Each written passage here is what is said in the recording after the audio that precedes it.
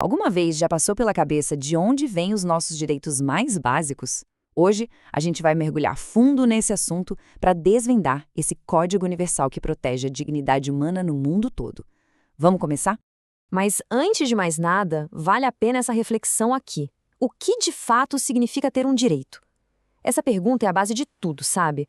É ela que nos leva da ideia abstrata para a realidade de como esses direitos são defendidos no dia a dia. Para a gente entender bem esse mapa, nosso caminho vai ter 5 paradas. Primeiro, a gente começa pelo fundamento, a dignidade. Depois, vamos investigar as origens filosóficas, passar pela evolução dos direitos em 3 grandes gerações, analisar o documento mais importante de todos, a Declaração Universal, e, no final, entender como tudo isso é protegido na prática.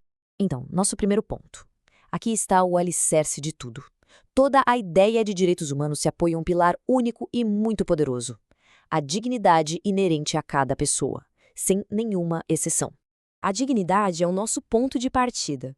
Dá para pensar nos direitos humanos como as ferramentas, as garantias que transformam esse conceito de dignidade em algo real, sabe? Assegurando nossa liberdade e igualdade. Agora, olha que interessante essa distinção. Quando falamos em direitos humanos, estamos falando do palco internacional, um sistema regido por tratados entre países. Já os direitos fundamentais são a aterrissagem desses mesmos princípios dentro de cada país, colocados ali, preto no branco, na Constituição e nas leis. No fim, são 2 lados da mesma moeda. E isso nos leva a uma das maiores discussões da filosofia do direito. Afinal, os direitos nascem com a gente, eles existem por si só, antes de qualquer lei, ou eles só passam a existir de verdade quando o Estado os reconhece e os coloca no papel? Bom, aqui a gente tem 4 grandes correntes de pensamento. Para os justnaturalistas, os direitos são como leis da natureza, algo universal. Já para os positivistas, um direito só existe se estiver escrito na lei. A teoria moral defende que eles vêm dos valores da sociedade, enquanto a racional argumenta que eles nascem da nossa própria capacidade de raciocinar. A história dos direitos humanos pode ser contada como uma peça em 3 atos, ou, como chamamos, 3 gerações. Cada uma delas foi influenciada por grandes revoluções e mudanças no mundo, e cada uma focou em um valor essencial. A primeira onda foi toda sobre liberdade. São os famosos direitos civis e políticos, que basicamente criam um escudo de proteção para o indivíduo contra a interferência do Estado. A origem dessa primeira geração está lá atrás, nas grandes revoluções como a americana e a francesa. Foram esses movimentos que deram origem a documentos históricos que, pela primeira vez, colocaram limite no poder do Estado e garantiram as liberdades de cada um. Logo em seguida vem a igualdade. Se a primeira geração pedia para o Estado não fazer certas coisas, a segunda exige que o Estado faça algo. Ou seja, que ele haja para garantir condições de vida dignas para todo mundo.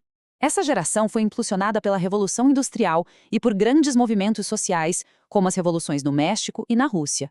Foi daí que nasceram os direitos à educação, à saúde, ao trabalho, direitos que foram formalizados em constituições super inovadoras lá no comecinho do século XX.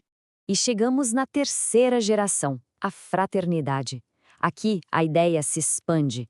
A gente começa a perceber que alguns direitos não são só de uma pessoa, mas de todos nós, como o direito a um meio ambiente equilibrado ou o direito à paz. O trauma da Segunda Guerra Mundial forçou o mundo a repensar tudo. A humanidade entendeu que precisava de direitos coletivos para sobreviver, e foi esse o grande impulso para a criação da ONU e do seu documento mais conhecido, a Declaração Universal. Agora, vamos focar na pedra fundamental de tudo isso, o documento que codifica esses direitos para o mundo inteiro, a Declaração Universal dos Direitos Humanos, ou como a gente chama, a DUD. A DDH é bem mais que um simples documento. Ela funciona como uma bússola moral para a nossa época. Foi a primeira vez na história que se estabeleceu um padrão universal de direitos que deveriam ser protegidos em todos os lugares, inspirando inúmeras leis e constituições pelo mundo. A frase de abertura já é monumental. Esse primeiro artigo deixa claro que a liberdade e a igualdade não são favores, não são concessões, são direito de nascença de todo ser humano. O artigo 5º é uma proibição absoluta, uma das mais importantes. Ele traça uma linha muito clara que jamais pode ser cruzada, protegendo a integridade física e mental de qualquer pessoa. E aqui a gente vê como aqueles ideais de liberdade e igualdade se aplicam na prática. O artigo 7º garante que a justiça não pode ter favoritos. A lei deve ser a mesma e proteger a todos, sem nenhuma distinção. Agora, ter uma lista de direitos é ótimo, mas garantir que eles sejam de fato respeitados? Bom, aí é outra história. Nesta parte final, vamos dar uma olhada nos mecanismos que existem para proteger esse código. A proteção acontece em vários níveis. Lá no topo, temos o sistema global da ONU. Mas, para complementar, existem também os sistemas regionais, como a Organização dos Estados Americanos, a OEA, aqui no nosso continente. Eles funcionam como uma rede de segurança extra. Esse diagrama ilustra um princípio fundamental. Quando uma violação grave acontece e o sistema de justiça local não dá uma resposta, existe um caminho para escalar esse caso para um nível superior, buscando a justiça internacional. O ponto crucial aqui é o seguinte: os sistemas internacionais são o último recurso. A primeira linha de defesa é e sempre será a justiça do próprio país.